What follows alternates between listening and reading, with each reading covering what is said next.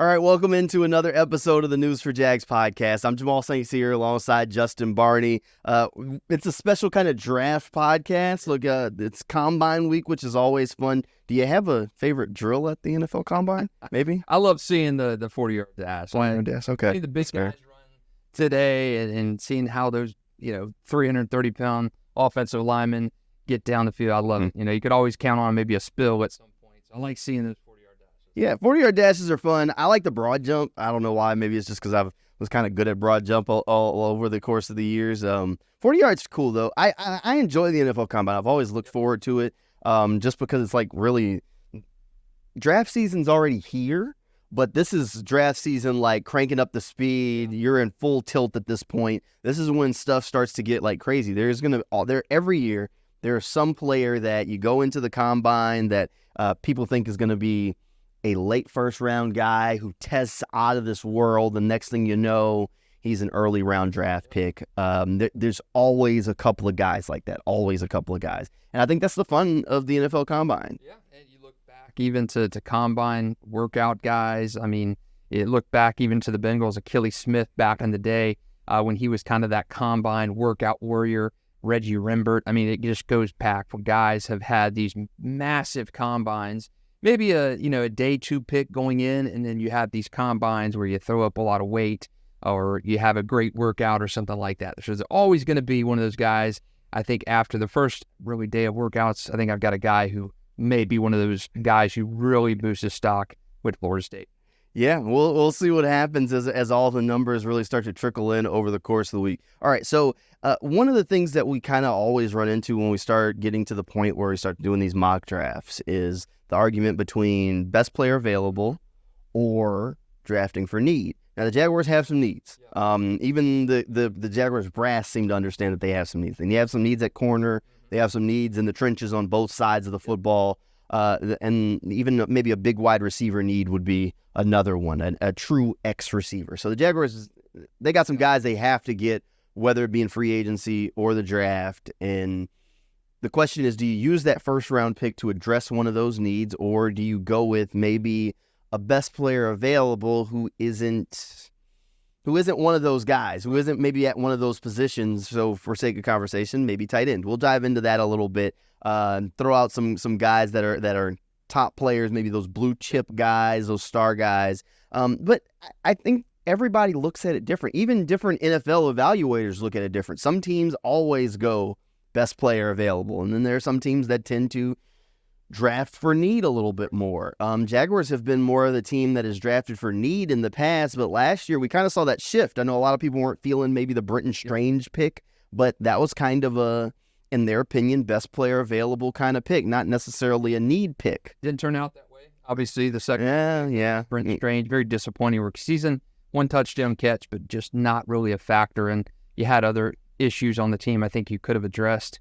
There's a tight end in this year's draft. I think both you and I are, we like, if he fell to them at some point, maybe at 17, you pick him, even though you used a second-round pick on Brenton Strange last year. But I think you really have to draft best player available. I mean, with the exception of quarterback, probably. I think you do draft the best player available if you're the Jaguars or any other team. I mean, I think you have to look at your roster as a whole and say, hey, Jamal and I've talked before about, drafting Josh Allen's replacement or something like that in last year's draft. I mean, do you do that where you can see a need developing down the line, or do you stick to the best player available approach? I think you stick to that best player available approach. The worst thing you want to do in the draft, and Jacksonville has not done this well. They've not drafted well historically, but you don't want to reach for that need. I mean, you look at a Tyson Alualu at 10 way back in the draft, complete reach because you needed a interior defensive lineman. Yeah. Reach for Tyson Alualu. So I think you draft best player available, and with the exception of quarterback,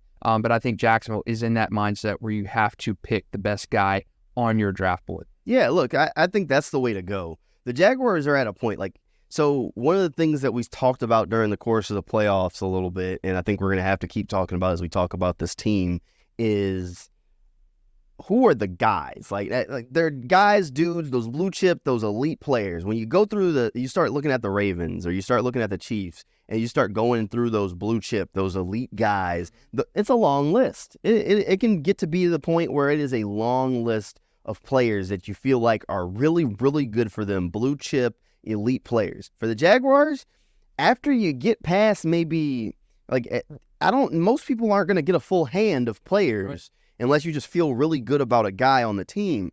And then you start getting to those guys where maybe he could be or he kind of is. Like, and those debatable players where these other teams, the San Francisco 49ers, have a list, and it's not much of it's up to debate. So the Jaguars need more elite guys. Right. If you're going to take that step to where you're an elite team, you have to have elite players to do it. And in order to do that, you got to take what falls to you. This is at least in my opinion, this is a really good draft where the Jaguars should have an opportunity to get a player that is or will be or soon to be elite at their position. Now, the question is it a position that the Jaguars is going to need? We've talked about this topic ad nauseum over the years, Jamal, and there are just not enough alphas on Jacksonville. We've usually prefaced it before with who's the dog at receiver, who's that guy, the nasty edge coming off is going to get you 15, 20 sacks a year. Jacksonville just doesn't have those guys at all. You look at the Pro Bowl selections this year, Jacksonville had two guys. You had Ross Matizik, a long snapper, and Josh Allen. Those were the two guys elected to the Pro Bowl, and that Evan Ingram obviously went as a late addition, but you don't have those elite kind of guys on Jacksonville with the exception of a Josh Allen, maybe a Trayvon Walker's emerging into that, but you just have a lack of true blue chip players. I mean, you talk about the Ravens, the Niners, Jamal. I mean, those guys draft so well historically that it's almost like they have so many of those just alpha dogs on the team, be it defensive line for the Ravens, defensive line, the Niners defensive line was unbelievable. And that's what good drafting does. And Jacksonville has just not done that. Just not enough dogs on this team. Not enough dogs. Don't have the killer instinct. Look, you got to add guys. So one of the things that when you kind of look at this team, and we kind of have dove into it, at least in my opinion, team building, you have to draft best player available, at least in the early rounds. And in some of the middle rounds, you can kind of go for some of those needs where you have thin spots on the roster and you need depth and you have to fill them out and you've kind of missed on that in free agency. That's fine. You shouldn't go into the draft just immediately needing a starter unless you have like the number one overall pick, because you really don't know what you're going to have an option to get. All right. So you kind of have to pencil some of those needs. But so that those first couple of picks should be at least round one, definitely round two, and maybe in round three. Gotta be who's the most talented guy on the board. Gotta be impact players. It's gotta be impact players. Got to. And they've just not done that. No. I mean, you look back at a draft where a few years ago, the Urban Meyer, C.J. Henderson, you expected him to be good. And then with the pick from the Jalen Ramsey trade, you get Caleb Jason. Two just forgettable guys. And that has been, they've drafted good guys over the years. Telvin Smith, not a day one draft pick, turned into a great player. Rasheed Mathis, really good player. Tony Brackens, if you wind it all the way back to 96, really good player. But there have been so many misses in the draft for Jacksonville. We're talking C.J. Henderson and Caleb Jason. They may be out of the league in 2 or 3 years. Those guys were just that forgettable. And those have been Jacksonville's picks. And you just cannot build a good team because Jacksonville too often has had to rely on free agency. It's great to have a spending spree like we saw a couple years ago, but that's gonna happen once every blue moon. You can't do that often. Use that to build a franchise. You got to spot fill with that free agency because one, it costs a lot more money in free agency to bring those guys in, and that's why the Ravens, the Niners, those kind of teams have been so good at just consistency because they draft well. You get those guys on cheap contracts, and you're not having to pay a Brandon Sheriff $20 million a year to come play right guard for you. You just can't. Those should be spot fills. Those should be teams making a run for the playoffs or Super Bowl kind of guy fillings. That's what Jacksonville and free agents should be, but you've not had to. You've been so bad. The onus on Jacksonville has been bad through the Player Association, agents and stuff like that. You're having to overpay for guys. So draft, you cannot sound so basic and everything, but you've got to draft well. And Jacksonville just hasn't done it. Hey, they graded out well in the last report card. That report card came home. Jaguars top 5 in the NFL for their grades this year. So that might get them on the honor roll this go around from bottom 5 to top 5. Talk about a turnaround. Good job there. But it's kind of easy to turn your grades around when you invest millions of dollars into a new practice facility. $120 million a month. What was the biggest complaint from players? They didn't have chairs with backs near their lockers. I was like, I think you can find a chair in that locker room somewhere. Actually, you can't. Now that I'm thinking about it, there are no chairs unless they go in like the players' lounge area. So, but whatever. It's a brand new locker. They're fine. It's positive news for the Jaguars because just go to Office Depot. They can get some chairs. You remember last year? I mean, the rats takeaway from that was rats. Yeah, rats. Rats at TIAA Bank Field, Everbank Stadium. It's just unacceptable. When that just fed into the national bad narrative about Jacksonville. So going from 28 to 5 in this NFLPA ranking, this is players. These are employees that are giving this survey, and that's a positive thing for Shad Khan and Doug Peterson. Doug Peterson ranked well in the coaching metrics. Shad Khan was had a 9.6 out of 10 in the rankings as an owner and investing in the franchise. So that is great momentum for the Jaguars to have that, especially going into free agency. Yeah. All right. So back to our kind of best player available kind of topic. All right. I know you've run a couple of simulations and seen who some of the elite players are. I got a few in mind that you hope slide and some that I've seen slide lately. Who slid in your couple of run-throughs just now? Okay, I've done a couple mock drafts, one on PFF, one on Pro Football Network, and it kind of weird. I did another one too. I can't remember the name of the site, but Caleb Williams went 10th in that draft. Okay, that one's a little weird. There's credibility on that one, but in the PFF and PFN drafts, Jared Verse fell to me in one of those mocks, and Brock Bowers fell in the other one, and there was a couple cornerbacks there. Cooper DeJean actually went high in one and lower in the other. So they're, the consensus, I think, really of cornerbacks is they're not that true elite guy. You're talking Sauce Gardner at 2-3 kind of. There's not that cornerback in this draft. And so there's a lot of variety in those cornerbacks. But the two guys who fell to me in the mock drafts that I trust, Brock Bowers, tight end, and Jared Verse, edge at Florida State. I'd love either of those guys. All right, let's start with Brock Bowers because that would be the signify of definitely not a need. Yeah. Definitely, it is the farthest thing from a need for this Jaguars team because they've already paid Evan Ingram. They just drafted Britton Strange. Like to draft a tight end at that point in the draft would be the farthest thing from a need. That is a huge luxury pick. I think there would be a lot of upset fans, but there would also be some happy fans, but I would be all on board with it. Absolutely. Look, Brock Bowers is hands down has been a playmaker for Georgia from day one. He's the best tight end in the draft, and he is an offensive playmaker. I'm going to guess that Doug Peterson, Press Taylor could figure out how to draw some plays up with Evan Ingram and Brock Bowers out on the field. Just a guess. I would love that selection. I'm a Bulldog guy, but it reminds me of the Jalen Carter issues from last year. He had issues with traffic issues, speeding tickets and stuff like that.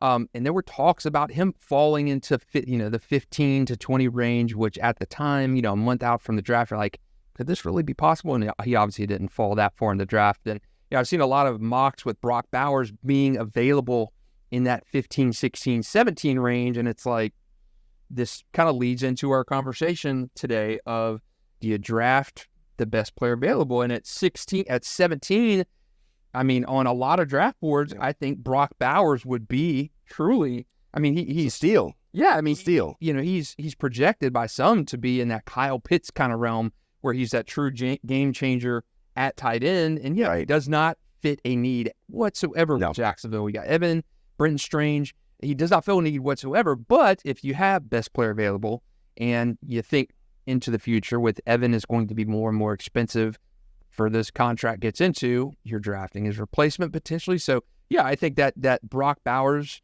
falling to Jacksonville at 17 is a good kind of a test case for this scenario. It's perfect. Look, ultimately, I don't even look at him as a tight end. The dude is a playmaker. It's adding a playmaker to your offense, a new tool to the toolbox for them to figure out how to work with. One of the things, like Daniel Jeremiah, who is a former NFL scout, one of the things he threw out as Brock Bowers was sliding in some of his mocks that he was doing was that really, if you draft a tight end too high, you go into the positional value. And if you draft a tight end too high, that contract is so close to what a franchise tag on a tight end is. So you're not getting that value for them that high. For the Jaguars at 17, there's plenty of value. I mean, there's meat on that bone. So if he's there, I understand. It's not a need. And I know there will be a lot of upset people. But you know what gets people happy? Touchdowns. Yeah. And Brock Bowers would be scoring touchdowns in Jacksonville, and all of a sudden, people would be real happy and forget all about that upset stuff real fast. And and that could go any variety of number of ways. I mean, you're talking. I mean, obviously the Caleb Williams things would never happen. No. But I mean, you look back last year, if Jalen Carter had fallen to Jacksonville, I mean, he would have had to fall at 24. But I mean, you had a scenario like that where Jalen Carter, consensus top 5 to 7 pick on many big boards, falls to in that 10 range. I mean, you got a pretty big consideration to draft that best player available, trade out of the pick, something like that. So I think if the Brock Bowers situation this year, rivals that Jalen Carter situation last year, I honestly don't think Brock Bowers falls to 17. I just don't think it's going to be emulate to me the Jalen Carter thing where I think Brock Bowers is maybe goes as low as 10 or 11. I don't think he falls to that 16, 17 range. I don't think he does either. I don't think he's ultimately on the board. It's going to be tough for a few of those teams, the Chargers, the Jets, I mean, even Tennessee, to pass on a guy like Brock Bowers. So, with that in mind, the other guy you mentioned, Jared Verse. So Jared Verse is an interesting guy because last year he was like a lock to go early in the draft, probably as edge number 1. He goes back to school, wants to win that natty with Florida State. Obviously, that didn't happen. And now he's got a little bit more competition to maybe be edge 1 in the draft this year. So maybe going to go a few picks later. But he is an immensely talented player. He's a guy who started his college football career at Buffalo, wasn't heavily recruited. Used the COVID year. He said his dad set him up a gym in the basement or at their house, and he just was lifting and eating and went back to school after the COVID year. And next thing you know, he had put on 50, 60 pounds, and he was throwing guys around on the practice field, and then he was at Florida State. Yeah. So here's the one connection that I want to throw out there with Jared Verse. So last year, all of the mocks and all the connections for Jared Verse, and this was really early in the process before when he pulled his name out. But early on, a lot of people were saying that Atlanta had done a lot of homework on him, needed an edge, and they liked him. Lo and behold, Ryan Nielsen was Atlanta's defensive coordinator, and now he's in Jacksonville. So he might know a thing or two about Jared Verse. Maybe he likes him. Yeah, hey, and that's, again, another guy probably won't be there at 17. I don't know about him. I don't know. Because some of those corners, let's say 3 quarterbacks go.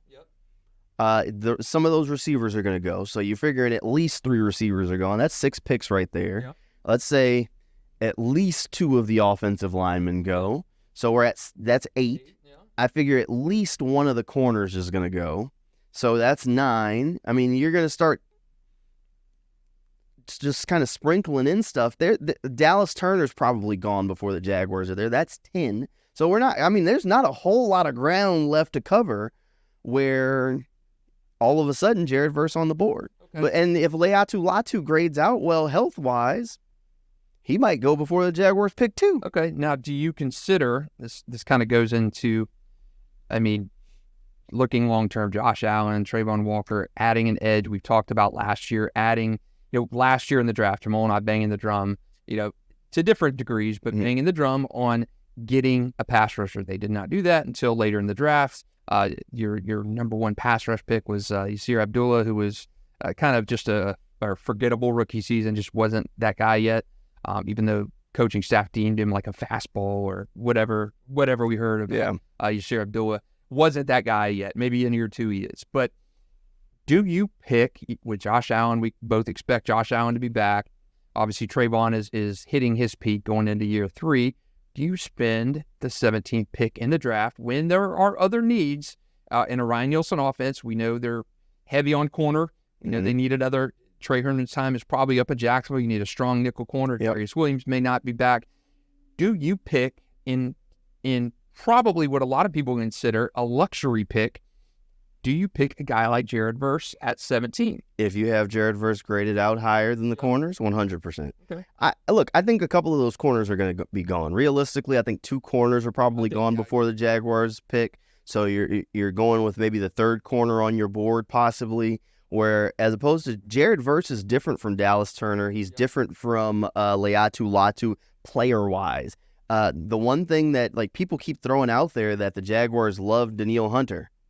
Jared Verse is a lot more similar to Hunter than he is to Josh Allen, just play style wise. So he might fit what the Jaguars really like. The one thing I like about Jared Verse, he's just got that dog, that it factor. He's got a chip on his shoulder from the way his college career started. I mean, this is a guy that wants it. So you're going to get 100 miles an hour with his hair on fire every single play.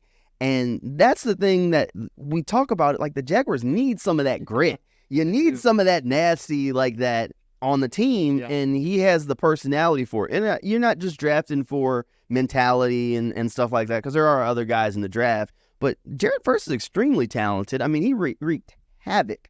Every time Florida State needed a big play late in the season, especially once like people gave him grief when Jordan Travis went down. Oh, well, the offense can't score. Well, the defense kind of picked up. They rose up, and they needed a big play. All of a sudden, there's Jared Verse driving a tackle into the quarterback, making the play. Yeah, because he showed up in those moments, and those are the kind of guys you kind of want. And he's not a huge guy. Like defensive line wise, like he's not going to stand next to Trayvon Walker and you're going to be like twins. No, he's not that big, but he is a large guy in his own right who understands kind of some of the technique and things, what you're doing. And I think he's going to be a really good player in the league. And it wouldn't be bad for the Jaguars to add another edge to this team. Yeah, you need pass rush. I think you need interior pass rush more than edge pass rush. But hey, if he's your best player available, I think you go for him. I don't think there's going to be, I mean, again, Josh Allen, let's just play the game that he's going to get the franchise tag. Okay, that's a one-year deal for Josh Allen. He's not guaranteed to come back the following year. And players tend to have a little bit of friction when they get that franchise tag because they want the long-term security. So, Jamal and I had this conversation, I think, heading into the draft last year. Do you draft that replacement of that player? Do you draft, Evan Ingram's replacement and Brenton Strange last year, who the Jags probably hoped they were going to get a little bit more out of Brenton? Do you draft an edge like Jared Verse in the mindset of that's a Josh Allen potential replacement? So I do think there's a little bit of looking forward in that. I think Jared Verse would be a great pick for Jacksonville for that defense. You got to add some ferocity to that pass rush. I'd like to see it come more from the interior of that defensive line because I think that's where they're really lacking. But, man, I would not be dissatisfied at all with Brock Bowers at 17 or Jared Verse at 17. All right. I mean, look, and I'll throw out one more scenario for you. So let's say they keep Cam because, when Doug Peterson and Trent basically talked this week, it sounded like one of them said, I think it was Trent, that Cam's under contract. He expects Cam to be with the team. So let's just say they keep Cam. They extend him, whatever, get the number down. So you're going into the season or going into the draft with Cam and Anton penciled in as your starting tackles.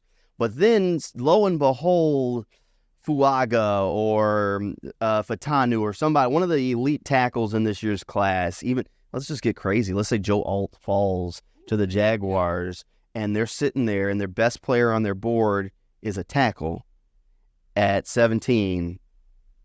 Would you do it? Absolutely. Absolutely. I mean, good. Look, you're talking about not only a money savings when Cam moves on in 2025, but you're talking a potential cornerstone 10, 12-year starter who you could put at guard at some point this year in his rookie year and then move him over at conceivably right or left tackle. Anton moved to left tackle. When Cam moved on, I think that would be fantastic. You saw how bad that offensive line was. I don't know if you read this at the draft or read into this, but did you get the feeling kind of they were comfortable to almost run it back with a lot of their offensive linemen? Yeah, I didn't like the kind of justification. It was Doug Peterson when somebody asked him about the offensive line. He basically used the excuse that we've heard time and time again of the excuse of injuries. Oh, well, the group never got to play together. Like our starting five that was penciled in only played a couple of games together, blah, blah, blah, blah, blah. And look, is that a realistic answer? Yes. Is that a answer that you should be given at this point? No, because there was room for improvement. You never added depth to the offensive line. I think we started talking about it during training camp that there was a red flag that the offensive linemen were banged up and it was thin behind them. So it was an issue that you could see. You could see it coming, and then it showed up. They traded for Ezra Cleveland. That wasn't able to fix the problem because he got hurt. Yep. So I kind of got the feeling listening to Doug that ultimately Yeah, the Jaguars kind of it feels like listening to them that they want to run it back with their offensive line and say, oh, well, the guys were hurt. Let's give them another go and see if a healthy group of these 5 guys will get better results rather than making any drastic changes. Terrible decision. Because Doug and Trent, I mean, do I need to give them your login to PFF because they could see the grade of the previous offensive line? You add Anton Harrison to the mix. You take out Jawan Taylor. They're basically a wash for that trade-off there in our metrics. That offensive line was not good. It was bottom third of the league when they had Juwan, when they had Cam, when they had, and Cam towards the end of that season, obviously towards meniscus and missed the latter half of the year. Walker a little filled in. But you did not have a good offensive line, even with a healthy Cam Robinson in 2022. It was not good. It was not a good offensive line. It played better, of course. It played better. Juwan got the big payment from KC and left. You added Anton. So, kind of a wash when you look at how Anton played against how Juwan played. But the offensive line was not good in that playoff season. It was serviceable, and you run it back with the same guy, essentially the same guys, and it stunk, and it was awful. And, yeah, you played maybe 1.5 games together with the 5 guys that you expected, and they lost that game. And they weren't good. They rushed for 45 yards in that game, too, that they played together. So, yeah, offensive line continuity matters. It's significant, that repetition. I mean, in our job, it's, you're comfortable with each other. It helps play, the chemistry. Yep. But they weren't good to begin with. They were below average. They're below the league average during their playoff year. So why run it back? To me, that's arrogance and not addressing a situation that you and I hammered repeatedly. And Trevor had the worst year, probably mental year of his career. You're expecting so much, and you have that slide off, the physical injuries he endured. Right. You've got to get better. And I don't think drafting a tackle at 17, I would not be upset at that. I look back in the Tom Coughlin days when they drafted Marcus Stroud and John Henderson in back-to-back drafts to just absolutely fortify that line. Yep. Yeah, you draft a defensive tackle high one year, draft another one the next. Fans are like, why are we doing that? We got it last year. But again, you want to get beefed up in the trenches. Tom Coughlin felt that way. That Stroud Henderson draft back proved that. So I think you take the best player available. Look, I tackle or not. I think that's the way to go. Look, they clearly don't think the offensive line issue is that drastic. Because keep in mind, when they started making coaching changes, the offensive line coach wasn't one of them. The assistant offensive line coach got the boot, but the main offensive line coach was back. So clearly they believe in some of the injury stuff. So even some of the centers that, I've kind of gone back and revised some of my free agency notes. I think they're going to bring in a free agent center. I hate to tell you, Jackson Powers Johnson fans, I don't think he's in the cards. I think they're going to bring in a low-level free agent center to compete with Luke Fortner, but I don't think they're going to promise the job. They're not going to sign a starter. I just get a feeling maybe the guy from Tennessee. Yeah, I can't think of his name right now, but he's really athletic. He started some games. You can probably get him on a 1 or 2 year deal for a single million digit contract. Yep. And I feel like they'll bring in a guy in that tier to compete with Luke, and that might be the most drastic change you see on that thing. Yeah. If I was Cooper Hodges, or if I was Cooper Hodges' coach, or if Cooper Hodges' family, he should be somewhere right now snapping the football. Because he's 6'3", he can play center. And if they're keeping Brandon Sheriff, which it kind of looks like, so there's no direct spot into a lineup for him. If I'm Coop, you go after the weak link. Yeah. He was a tackle in college. He moved to guard in the NFL. They liked him at guard. Great.